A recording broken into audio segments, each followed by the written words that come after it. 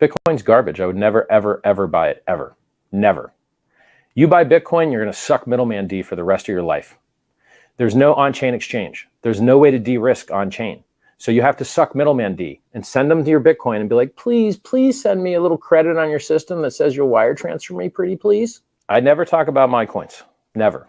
But look, I think Hex is going to outperform Ethereum massively during the next bull run. I think Ethereum is going to massively outperform Bitcoin. And I think Pulse Chain will probably at least do as well as those. Okay. So, as a founder, if you ask me what I like the most, it's the things I founded.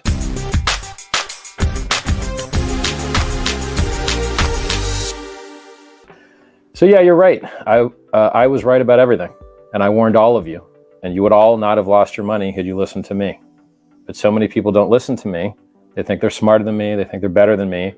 Even though they got in later, they produced less. They raised less for charity. They produced less self-help videos. They make worse price calls. I called the top on the day.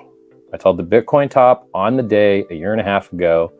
I said last cycle, the Ethereum top happened 27 days later. Guess what? Exactly 27 days later, the Ethereum top happened when Vitalik dumped on your heads and sent $50 million to Coinbase, okay, of Ethereum and dumped it.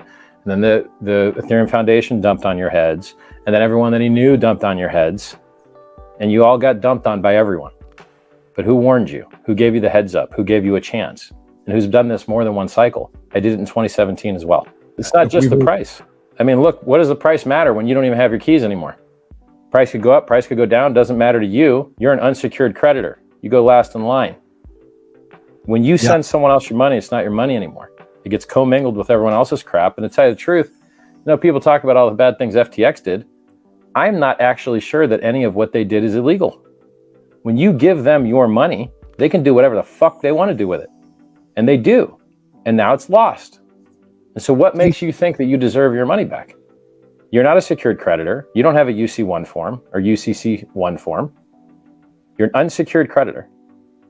And so, I beg and I plead, literally beg and plead for you guys to take self-custody. Literally beg and plead for you guys not to buy scams. You all do it anyway. You spit in my face and you call me a scammer, the guy that writes self-help books and has raised $27 million for charity and gets the prices right for free all the time. I should be worshipped in this industry. Because here's what's up. When a bankruptcy happens, the people that go first in line are the secured creditors. And other people that aren't you, the retail depositors, are likely to have superior preferential contractual agreements that in the event of default, they're going to get made whole before you. And the hole is so big that whatever assets they have that are of value, whether it's their customer list. So for instance, LUL, when Celsius went bankrupt, they published their customer list with everybody's names and their payouts. And so now you can go on-chain track everyone that was a Celsius customer and see which actual crypto balances are theirs. Because there's timing analysis. Oh, this guy got paid this amount. Oh, look, that amount was on chain. Lol. I guess that guy's that account. But you ever hear about Hex.com users getting doxxed? Nope. You ever hear about Hex.com users getting hacked? I created the thing that literally solves yield generation while holding your own keys and gave it away for free to Bitcoin holders. And it went up in price 10,000 fold. Bitcoin dropped 75, Ethereum dropped 85, Hex dropped 95%. Standard basic fare. Now here's the problem with Bitcoin.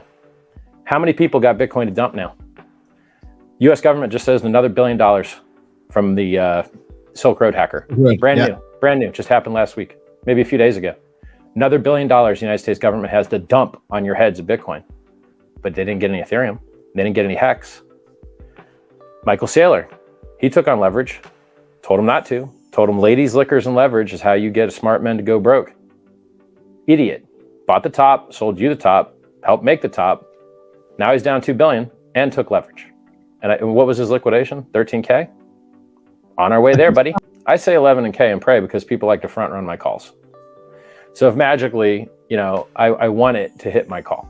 And so it was easier to say 10K when we had a 65K top. We did the 6K, the 6% Judas candle to 69K for one single day.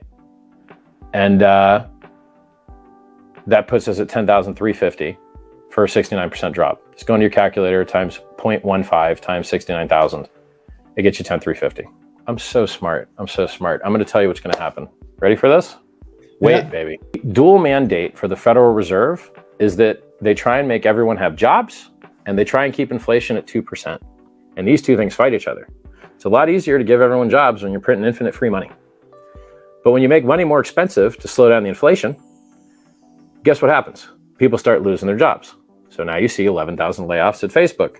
You see 20% of everyone's teams getting laid off, 15% of Coinbase, 15% of everybody's getting laid off everywhere, basically. And so what the Fed is doing is, since their dual mandate is keep everyone employed and keep inflation at 2%, now that inflation is 8 or 9% or more, depending on how you measure it, they're going to bring inflation down by slowing the money printing, and they're going to sacrifice people having jobs. And so more people are going to be unemployed. Now, when more people are unemployed and they have less money, it's harder for them to buy stuff. It also helps bring inflation down. But basically, they're going to bring inflation down by putting you out of work. Kind of sucks. It's not an ideal setup, but that's their dual mandate. Their dual mandate are two things that fight each other. Print money like it's going out of style so that everyone's employed, or slow down the printing to slow inflation down, but then everyone loses their jobs. I don't believe half of what the government says. Okay, they're obviously not good at this stuff, which is why we had to invent cryptocurrency in the first place. If they weren't idiots and stopped printing the money like it was a joke, stealing the value of your money every single day. So they don't steal your money, they steal the value of your money, which is why your money doesn't buy anything anymore. Houses went up 3x in the last 10 years. Stock market went up 3x in the last 10 years. Yeah. Rolexes went up 2 or 3x in the last 10 years. Bitcoin's garbage. I would never, ever, ever buy it, ever. Never. You buy Bitcoin, you're going to suck middleman D for the rest of your life. There's no on-chain exchange. There's no way to de-risk on-chain. So you have to suck middleman D and send them to your Bitcoin and be like, please, please send me a little credit on your system that says you'll wire transfer me pretty please. And then sometimes they don't. Binance is one of those exchanges, by the way. I know people that can't get their money off of it. It's no joke. You can send as many selfies as you want. They won't give you your money. Good luck suing them. Good luck. I would never buy Bitcoin again. Look, I think Ethereum's a great project. I think Ethereum will flip Bitcoin within the next 24 months. It does everything Bitcoin can't. You want to de-risk, you can do it on chain. You can get DAI. Now, is DAI perfect? No, DAI is not perfect. You still have counterparty risk because DAI is backed by USDC and USDT. And USDC and USDT have admin keys. And so at any point, those guys can go and invalidate all the coins that were backing the DAI. Okay. You may buy Bitcoin's trash. Bro, you're down after holding 5 years. What are you, stupid? You want to be down after holding 5 years? I never talk about my coins. Never. But look, I think Hex is going to outperform Ethereum massively during the next bull run. I think Ethereum is going to massively outperform Bitcoin. And I think Pulse Chain will probably at least do as well as those. Okay. So, as a founder, if you ask me what I like the most, it's the things I founded. Basically, why is Ethereum not going to run up as hard? It's just too heavy. So when I tell you that when Ethereum is going to flip Bitcoin, it means it's going to require a lot more money to move it. And when you need something that needs a lot more money to move it, it just moves less. So Bitcoin only did a 3x its all-time high. It went to 20K in 2017, and then it did a limp dick 3x to 69K. Guess what? I called that in Malta 2 years before it happened. I called the 60K top in 2018 or 2019. That's how good I am. I think the last margin lending, or rather the last kind of give us your coins and lull, pick up pennies in front of freight trains, get run over that's left is Nexo. And these scumbag losers that promote them, okay? These scumbag pieces of crap that promote you losing your keys and losing your rights to your money to pick up pennies in front of freight trains, smack talk me. I'm talking about Bankless. I'm talking about this dude burst into tears. He paid a post and he said, oh, look, 3 Arrows lost all this money and SBF lost all this money and Celsius lost all this money. Where did it all go? And I just went in a thread and I was like, hey guys, how's it going? Dude burst into tears on live stream, man. Literally crying. Scammers make all the money. But I thought maybe every time I do an interview, I should start off with, did you promote Celsius? Did you promote BlockFi? Did you promote FTX? And that basically would terminate every interview because everyone promoted all that bullshit that everyone lost all their money on. I got some good news for you. You want to hear some good news? Tell me some good news. Eventually, Pulse Chain will launch. You'll all get a bunch of free coins. Second, guess what? When you see these exchanges that are bankrupt have no balances left, that's awesome. That means they can't sell the price down. because they don't have any coins to sell because they already got hacked and given away and whatever the hell.